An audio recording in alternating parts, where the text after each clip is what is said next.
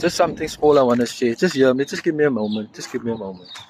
Do you remember um, the year 2000?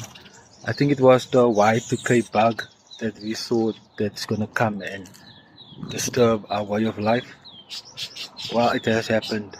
We are in the era, we are in the space where social media, AI, are what is gonna alter our state of mind, that is changing our kids. If you look at the kids today, it's not the same kids. It's android babies that we are bringing into this world. It's we're living in the matrix. We're living in an illusion of a making of division, separation, isolation, and separation, where we don't see eye to eye anymore.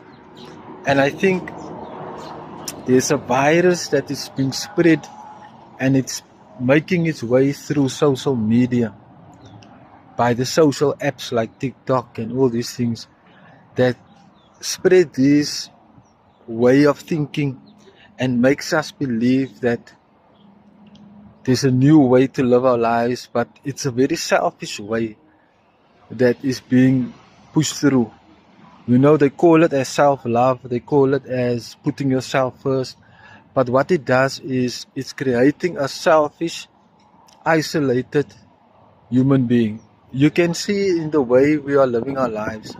We hardly go out anymore, we hardly in nature.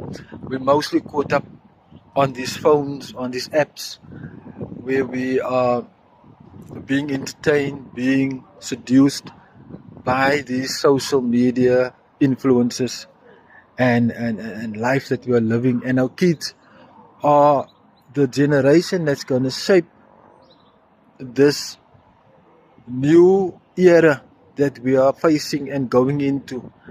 And if we are not going to wake up from this dream, if we're not going to wake up from these entrapments that is really being put out, then we are going to be sucked in.